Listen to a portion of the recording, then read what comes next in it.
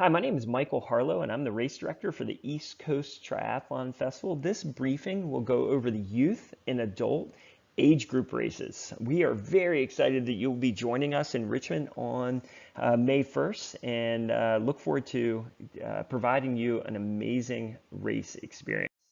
Now, before I get into the details of the race, I do want to point out these very special companies that have sponsored our event and really make this event possible. If you know of these companies, or if you don't, we encourage you to seek them out. They believe in the power of fitness to impact lives, and they believe in the power of endurance sports. And so we encourage you to support them and show them some love based on their support of the races that we are doing in the community. Also, I want to talk a little bit about the Live Red Foundation. The Live Red Foundation produces this event, but our mission at the Live Red Foundation is to provide free fitness programs that teach life skills to children in Richmond's lowest opportunity neighborhoods. These are some of the lowest opportunity neighborhoods in the country, and we in 2021 worked with over 6,000 participants, teaching them life skills through free fitness programs that they would not have access to without the Live Red Foundation that provides it.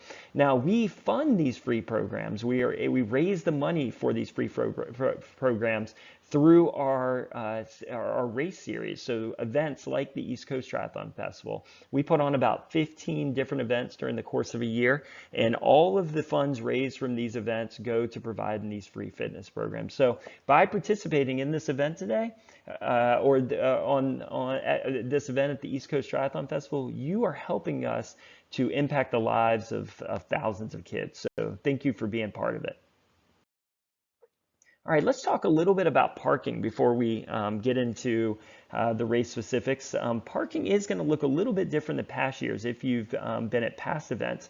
And in past years, you will see the race set up or the main staging area in this red circle, and that is the same as previous years.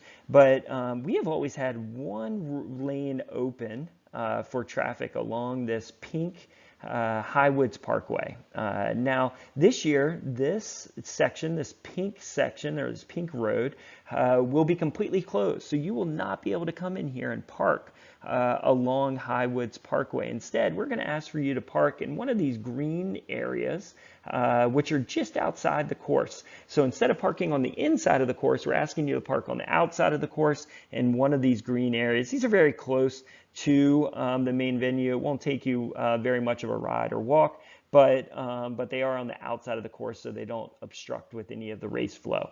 Now, if you are staying in one of the hotels, you're likely staying in this blue area. This is a big hotel and restaurant area. And what we encourage you to do if you're staying in one of those hotels is just to ride or walk into the race venue the morning of the event. It is a very short distance, won't take you long, and that's probably your best bet, is just keep your car up there and just ride or walk in. Now, this yellow parking area will be open before 6:45 a.m. and then we will shut it down. Anyone that parks in this area, which you're welcome to do if you're going to be there all day, will have to stay until after 5 p.m. You will not be allowed to get out or enter between 6:45 and 5 p.m. So be very careful if you choose to park there, because you will be locked in for the remainder of the day. Let's talk a little bit about the schedule. Now, this is the overall schedule for the day. You will notice we have a lot of races kind of packed in to this Sunday schedule. So we start out with the junior and youth development races, and then your races will consist right here at 12 o'clock for the age group 5 to 10 races, 1 o'clock for the age group 11 to 17 races, and then 2 o'clock for the age group adult races. So really anyone over 17 years old. And then we have 2 more races after you that are national development cups, which come at 3 and at 4 o'clock. You want to pay attention to your specific schedule. They all follow the same flow, but it's important to kind of note where you are going to need to be at different times. So transition will open up at 1 hour before your race start. For all 3 races, transition will open up 1 hour before your race start. At 45 minutes before the race start, your swim will open up for warm-up. 15 minutes before, your transition will close. We will ask you to be at the race start with your swim cap in your timing chip, all ready to go 10 minutes before, and we will line you up in numerical order and then call you out to choose your starting position. The race will start, and then we will have awards very quickly after each race. Now, this is a huge benefit to you because you don't need to wait around 3-4 hours for awards. Instead, we make it a priority to turn that around as quickly as possible. So once you finish, make sure you stay near the finish line for those awards. Now for warming up, you've got a few different options. For the swim, you know those details. It'll be open 45 minutes to 15 minutes before your race start. For bike and run, we just ask for you to not warm up on the course if there is a live race going on. You're welcome to get out on the course if there isn't a live race going on, but if there is, then we need you to stay off the course. You can warm up on a trainer, or there are many parking lots and neighborhoods and kind of off other roads that are available for warm up outside of the course. So just kind of go outside the perimeter of the course, and there are many options for you to kind of warm up there. Check-in is going to be located outside each transition area. I'll show you exactly where. For ages 5 to 10, you're going to be in transition B. Ages 11 to 19, transition A. And adults, you're going to be in transition B. You're going to want to bring your bike in your helmet with your race number on your helmet. Put that helmet on your head, in your uniform, on your body, so we can check in and just make sure everything is ready to go. We will be body marking you outside of the transition area as you enter transition. When it's time to stage, like I said, 10 minutes before you want to be ready, you're going to receive your swim cap and your timing chips. Anytime during the race warm-up, you can get those, and then you'll just want to make sure those are on you and ready to go 10 minutes before the start. Talk about the course. Now, transition is denoted by the last 2 digits of your number. So if you are number 529, you're going to find the placard that has 29 on it.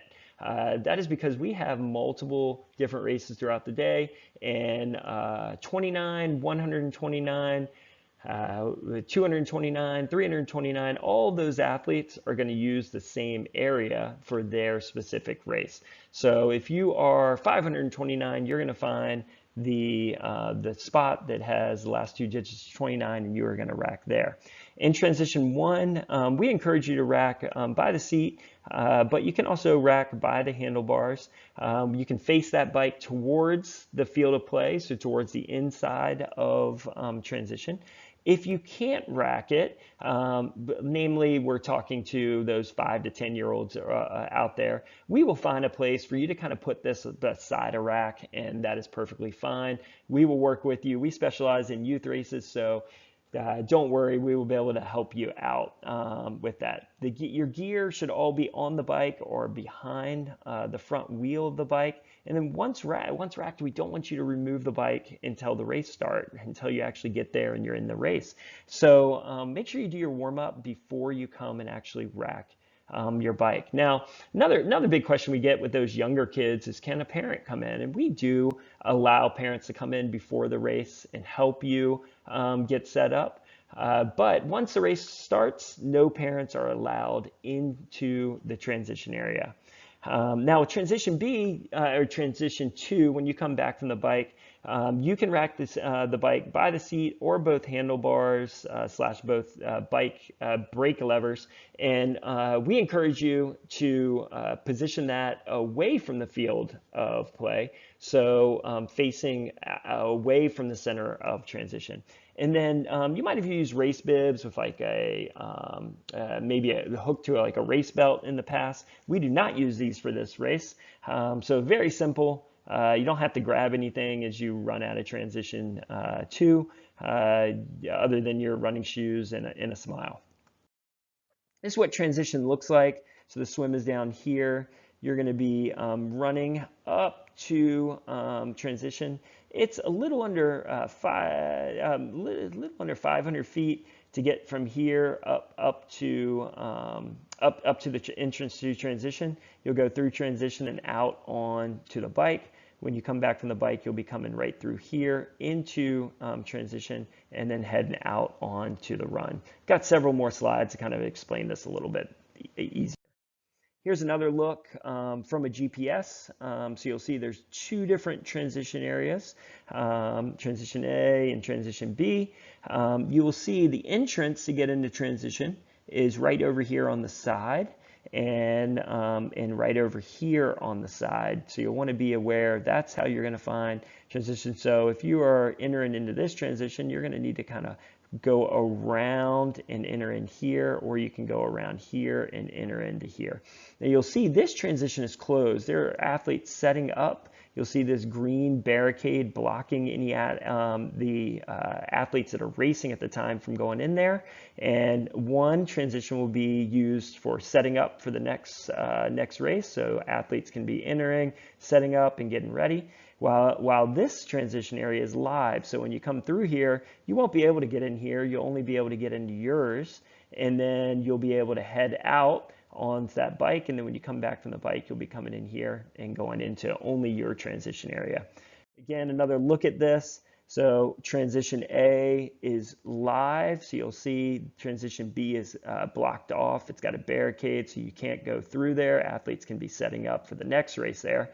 So the flow will look just like that. In transition B, same thing. When that's live, it will flow just right through here. All right, the swim course. You will, like I mentioned before, you'll receive your swim cap and your chip at the swim start. There is an in-water start with buoys on your right, just one lap. Now, the way this works is when we will call you out, you'll be able to choose your position. There's a long green carpet with every spot that you can choose. You can choose whichever one is still open that you prefer, and you will stand there. Then the starter will ask you to enter the water. You will step into the water, and there's a shelf. It's about 3 or 4 feet deep. You'll be able to stand there on that kind of in that shallow water. You will put your hand on the wall that lines the water's edge, and then you will listen for the starter's commands. The starter will say, "On your mark," and then you'll hear an air horn.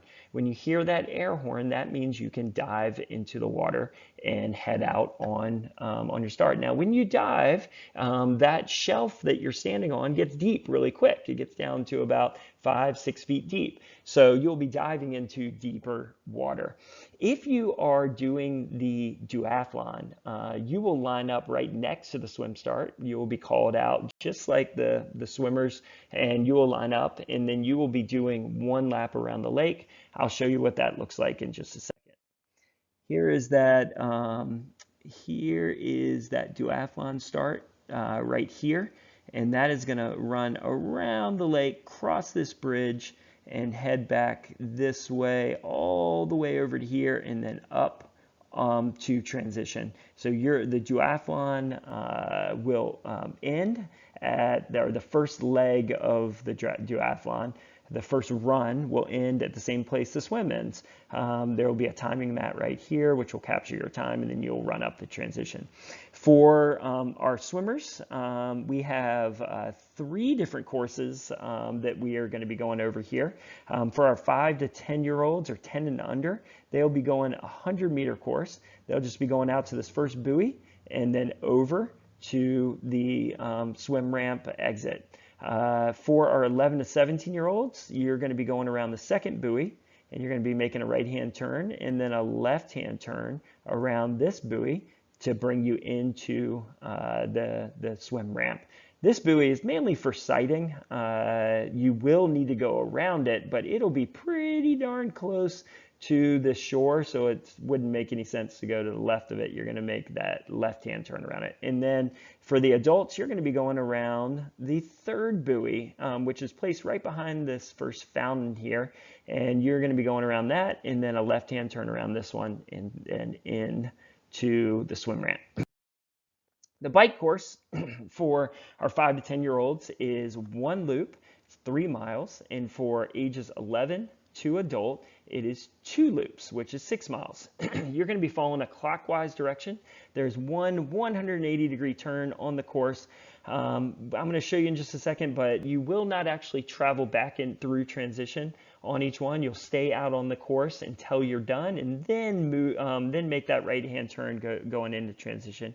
It is, because we have multiple laps and there could be a biker on the course at the same time as a runner for the 11 to 17-year-old race and the adult race, the course is a little narrow along that run course, because you'll have runners on the course on one side of the cones, and you'll have cyclists on the course on the other side of the cone. So you'll just want to be safe, be aware that there are runners out on the course on that section, and just be as safe as possible.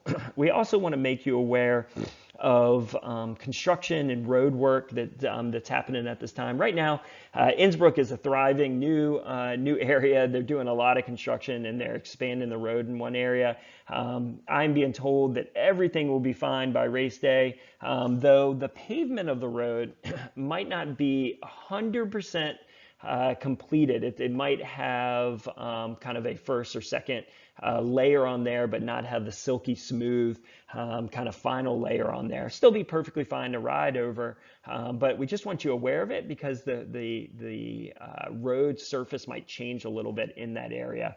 There are also a few speed humps and bumps on the course, all in one section. They are perfectly fine to ride right through. We've done it at 26 miles per hour, no problem, but you want to be aware of them, just so you know that they're coming.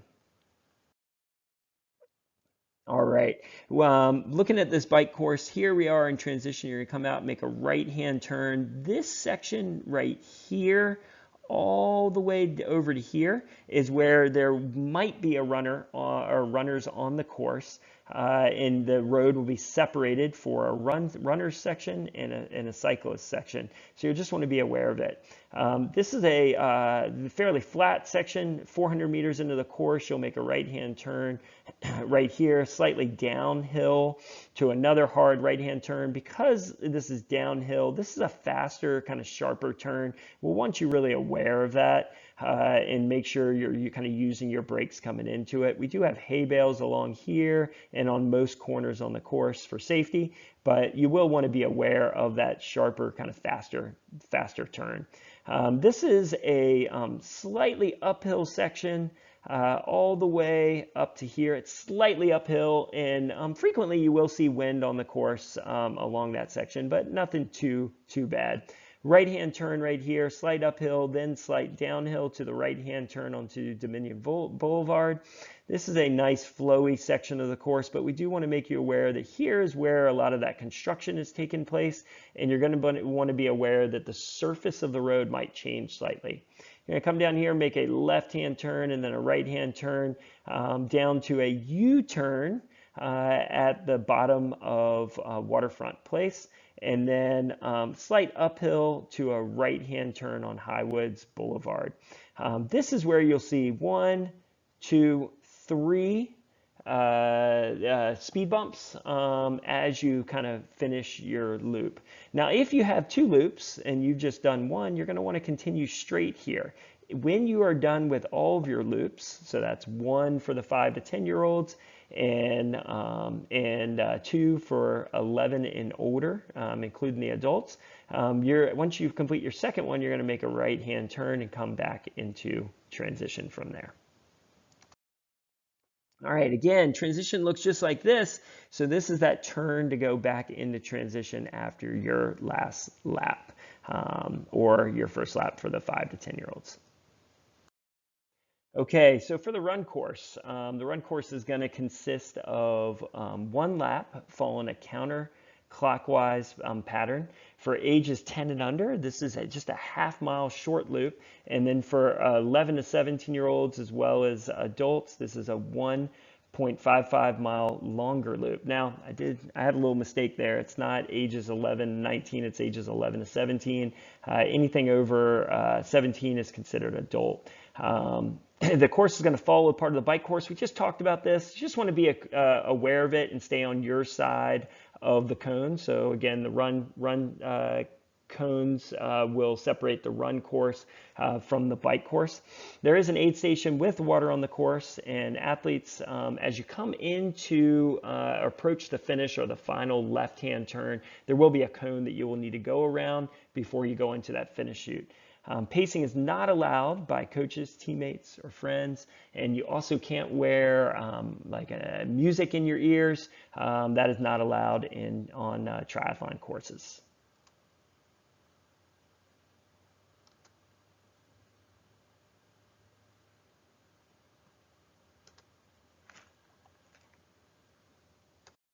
Okay, here's that run map. Again, you'll be leaving transition right here. You're going to be heading out.